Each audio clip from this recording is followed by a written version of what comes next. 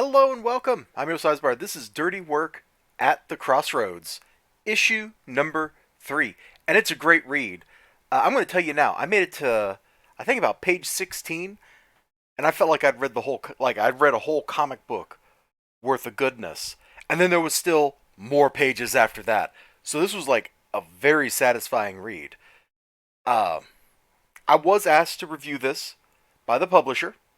So if you think that affects my judgment or whatever, you're entitled to believe that. You're wrong, but you're entitled to believe that. Let's zoom in a little bit here so you can actually soak up some of the details. So here's our main character.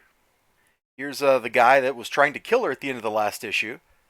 And here's a blonde that happens to be a clone of another blonde.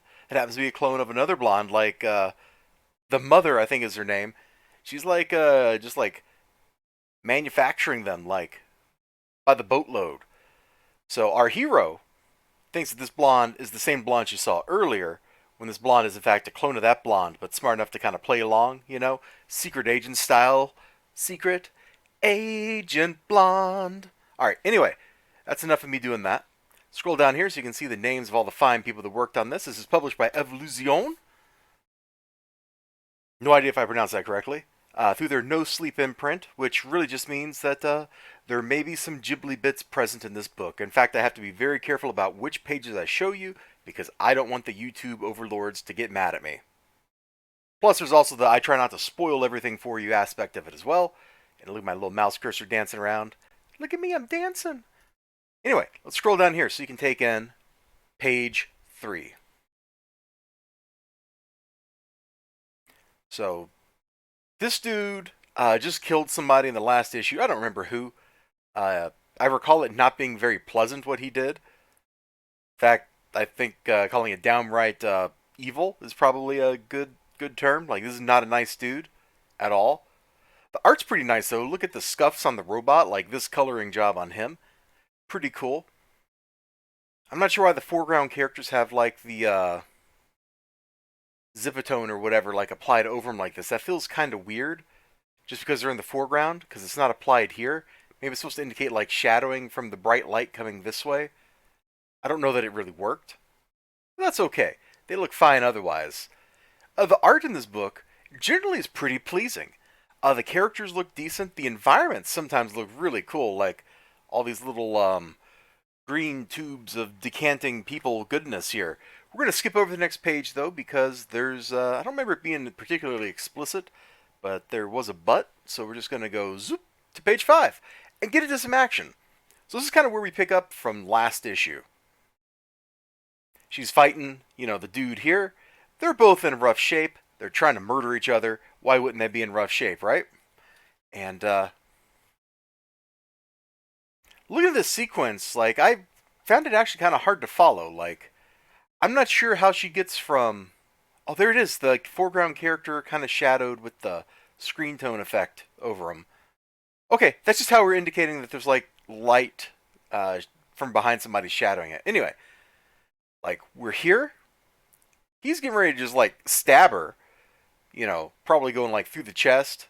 I doubt he's going to try to go through the skull, but he's probably at least going to go, shrink, right here. Go through a lung, kill her. Pretty nasty way to go. And he's just talking, and she's like, I can't, this is good, this is smarmy, I actually really like this. This made me, chuckle a little bit. I can't believe your ramblings are the last thing I'm going to experience in this life. Unfortunately, there's too many people in the area, so this will have to be a rush job. And I don't really know how we go from here to here. How does she get free? Because honestly, this looks like we should be reading this in the other direction. We should read this one, and then he knocks her down, and then picks her up to stab her. This ordering feels kind of weird here. And then this panel, we see that she's down here, so really this one seems like it should actually follow this panel. I don't know. This, she goes from here to somehow twisting up and, slapping him or something.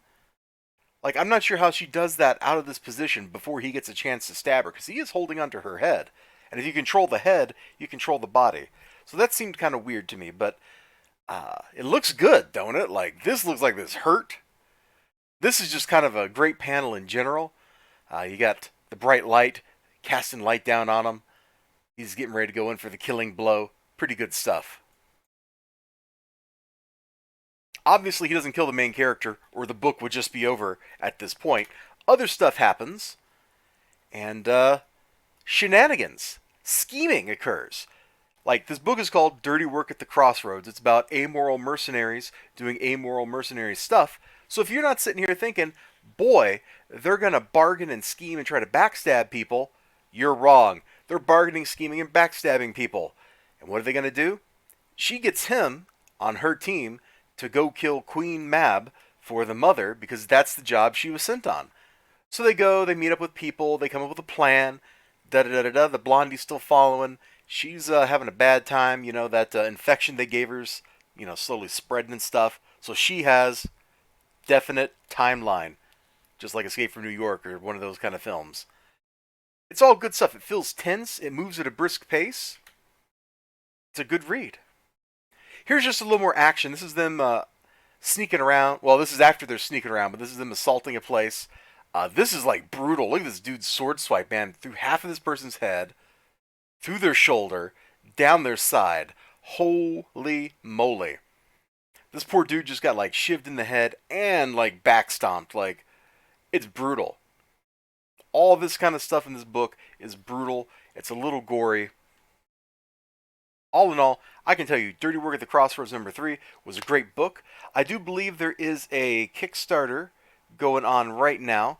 Let me see if I can pull that up real quick. I should have opened that up before I started recording, but I was not planning ahead.